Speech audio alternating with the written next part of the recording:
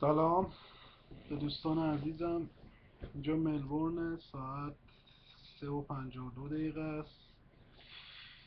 من اسمم دیویده، تقریبا 3 ساله تو ملبورنم. جای خوبیه، فقط تنها مشکل دوری خانواده است که اونم اگه یه سال 2 سال بمونید تقریبا عادی میشه.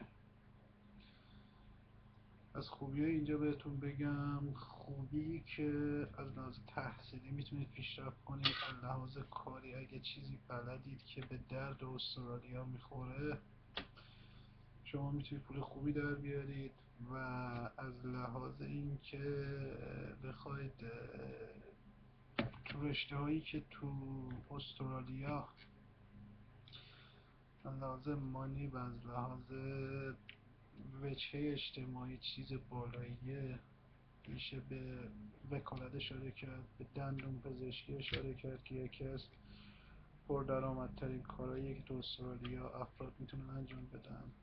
تقریبا 7 سال 8 سال باید درس بخونی تا بتونی یه دندون پزشک پرفکت بشی.